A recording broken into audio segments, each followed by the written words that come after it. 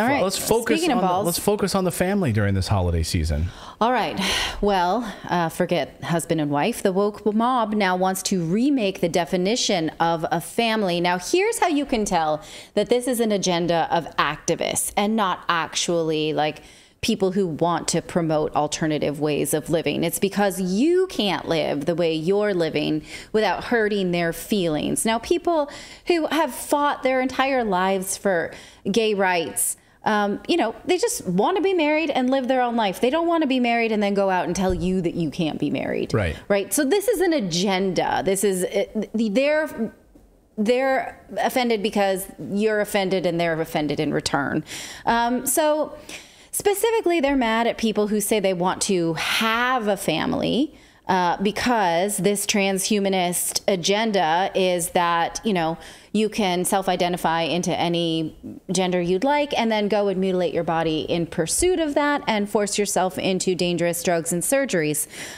So that's why they're mad at the idea of a family when you've used your biology in the way that your human reproductive system really wants to. So they're mad at me and you because we used our genitals.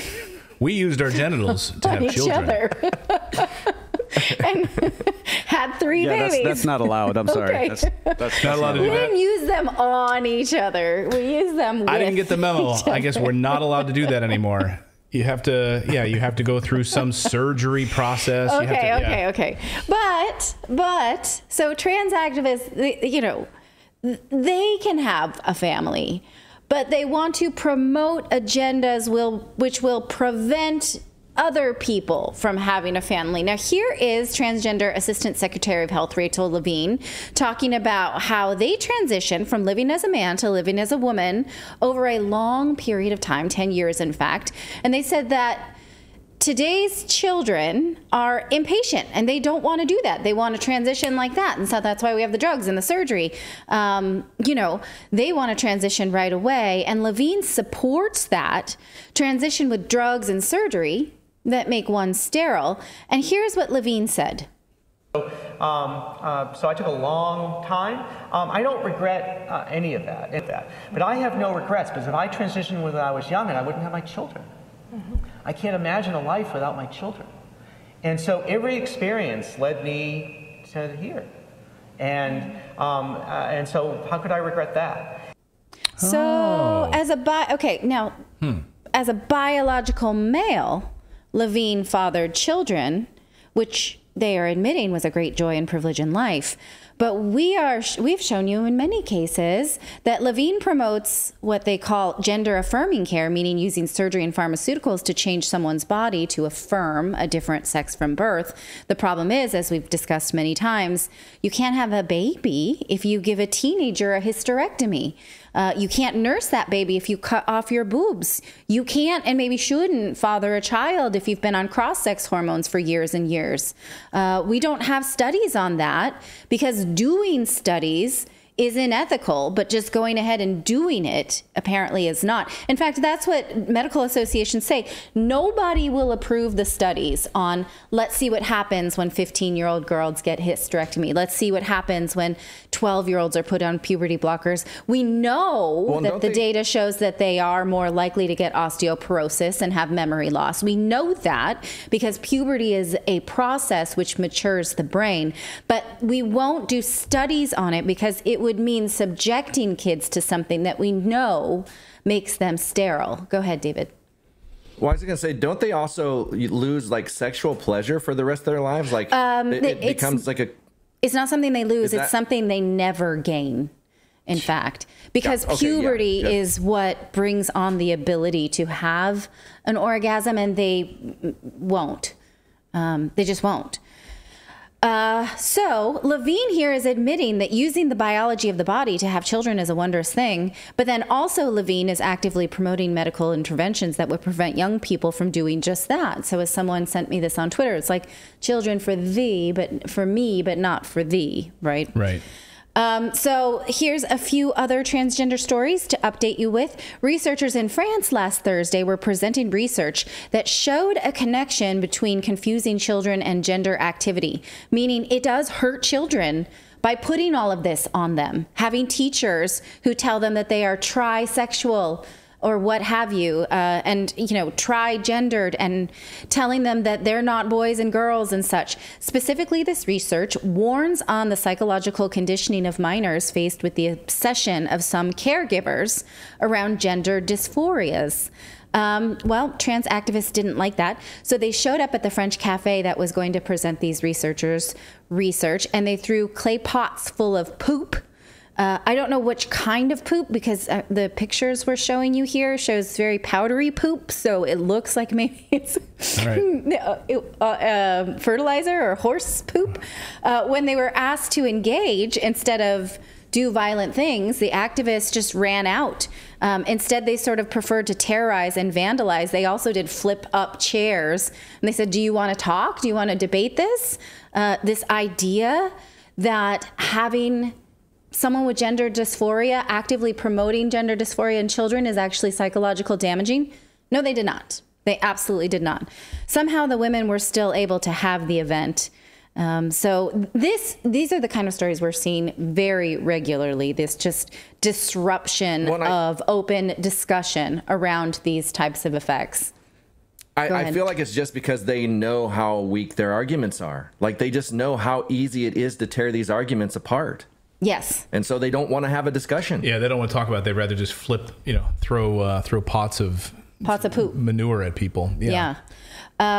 So moving on to an update on transgender athletes. Over the weekend, the International Olympic Committee has updated its policy on transgender participation in sports to limit eligibility in some cases. Now, previously, the IOC had said that there is no presumptive advantage for trans women entering women's competition, which we know to be utterly false.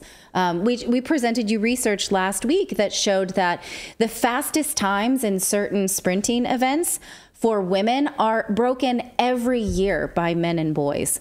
We've showed you records around weightlifting. We've showed you records around swimming. Absolutely, the gendered body does have an advantage or a disadvantage when it comes to certain performative sports. Now, the IOC has updated Principle 4, and they said that Principle 4 recognizes that sports organizations may at times need to issue eligibility criteria for sex-segregated competition to maintain a fair and proportionate distribution of competitive advantages among participants.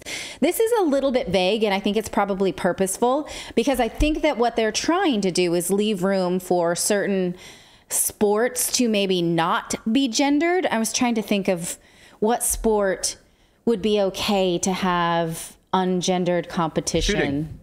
Shooting? Yeah, shooting has absolutely no. I would say fencing. No strength advantage. So, okay.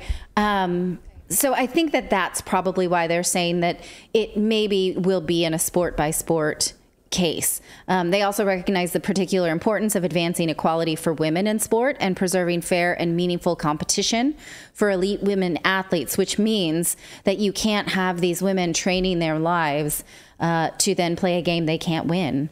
And it says may require criteria that limit eligibility. I'm not exactly sure how they're going to do that. Sure, if there are sports that they have data that shows that there is not a biological difference, like shooting, or archery, what Philip just brought up, great. I don't want to see their qualifications based on testosterone level, because we've talked about this a lot of times. Testosterone is not the only thing that advances a body into a male, from a boy to a man. It's just one of many things. So, I think that that's interesting, and I think that that's a really nice move for women and acknowledging women's participation in sport, and I'm for it. And finally, activists this Christmas are really upset with Candace Cameron, who you may know as DJ Tanner from Full House, because she says she wants to make movies about marriage and family. Now, she doesn't say she doesn't like people who don't have traditional marriage and family. She doesn't say that she doesn't like gay marriage or trans family. She doesn't say any of that. She just says she wants to make movies about marriage and family. How dare her? Because she thinks those things are great, and she's a Christian. Here is her super hateful quote in the Wall Street Journal. She's asked about Great American Family, which is a new TV network that she is sort of the main superstar of. She left the Hallmark Channel because the Hallmark Channel was sort of doing, Hallmark movies, made for TV Hallmark movies, which my mom and I used to really like to watch together. And now they're starting to do some about same-sex marriage. She's a traditional, I don't know if I want to use that word. She's a Christian who feels like that doesn't jive with her. I don't even want to put words in her mouth. I'm saying she's just saying that she didn't say anything about that. She just left that network in order to go to this more Christian network. The point is that she's just saying, I want to make Christmas movies about families.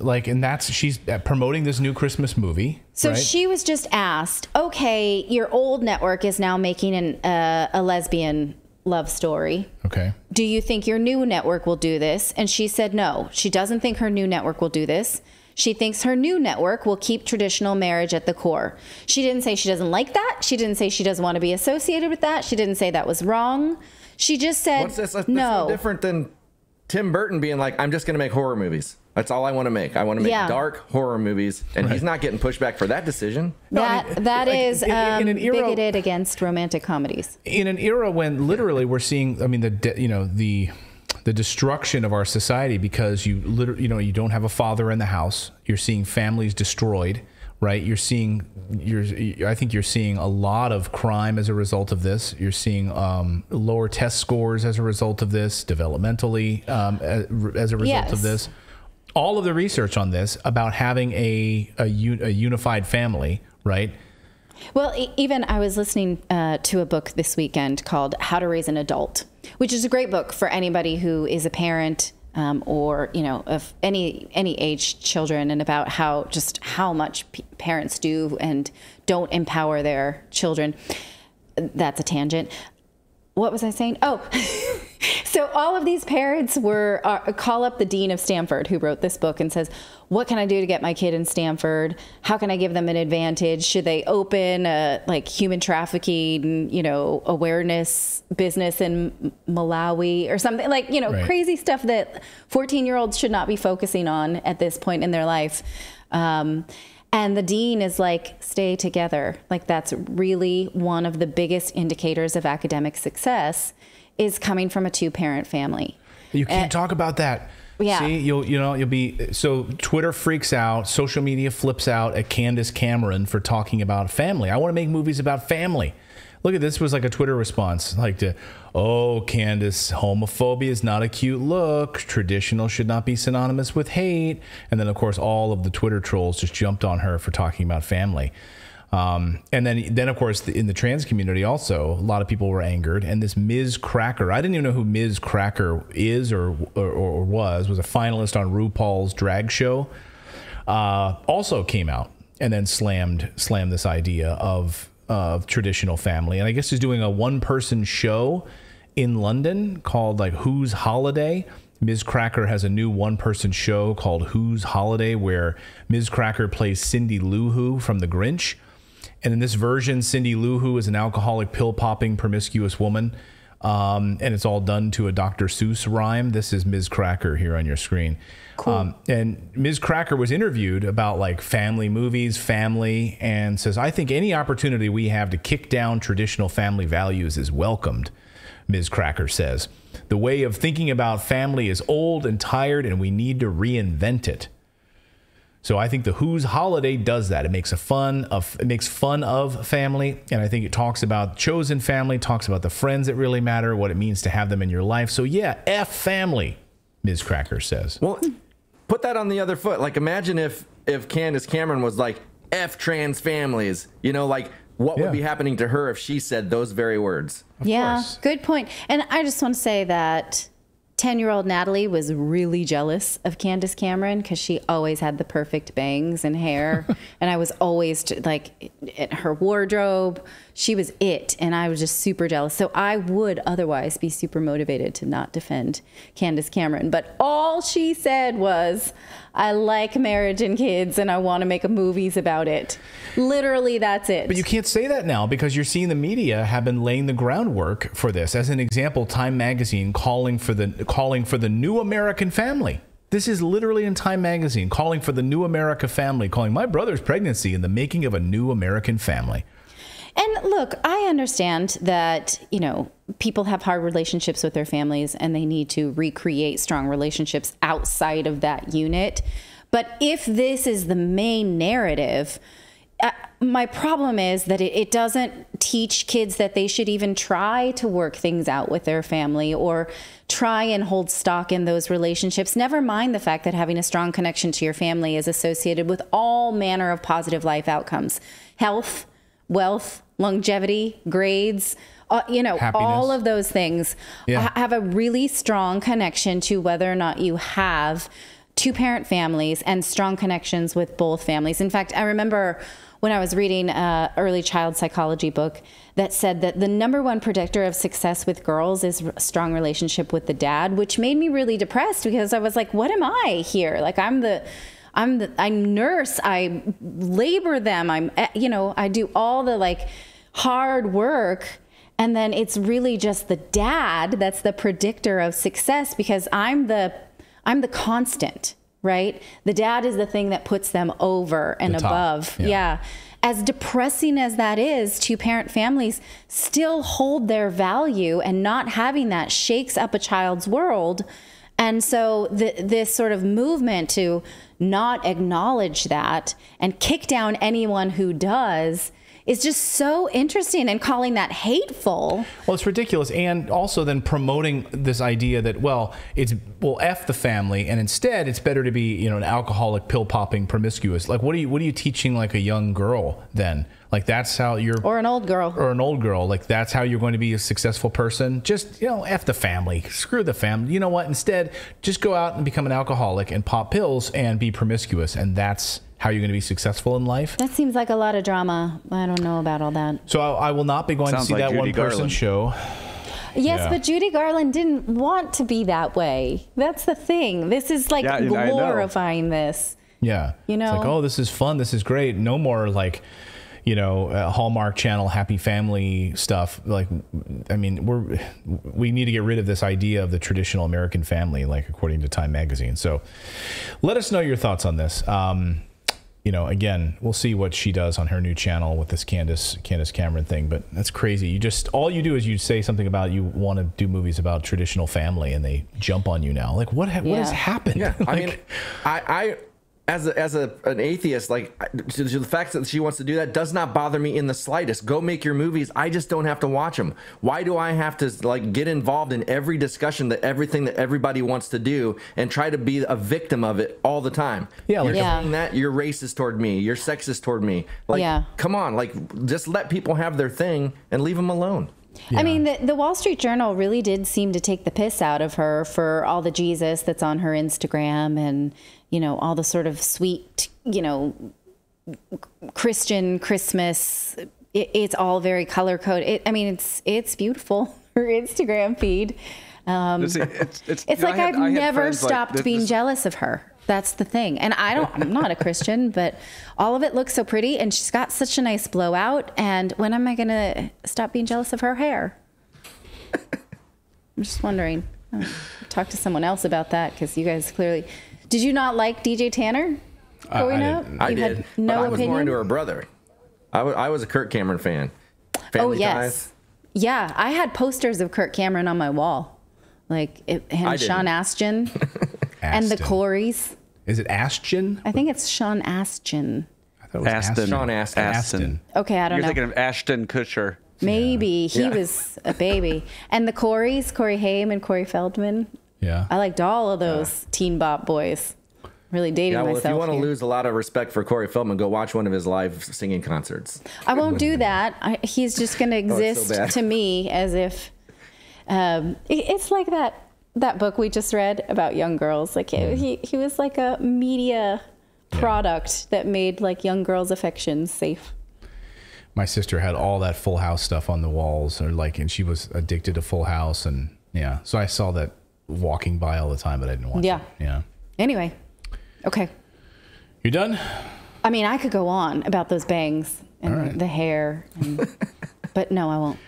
We wrapped up the story, and she wanted to circle back and talk about Candace Cameron. Thank you so much for watching this segment here at Redacted. We are live every day at 4 p.m. Eastern Time, trying to share the stories that the mainstream media will not cover. You should also come over and join our community of Redacted Rebels over at Redacted.inc. That's our private locals community where we can share exclusive content that we simply cannot share here on YouTube. Come over and join the rebellion together right now by going to Redacted.inc. We'll see you next time.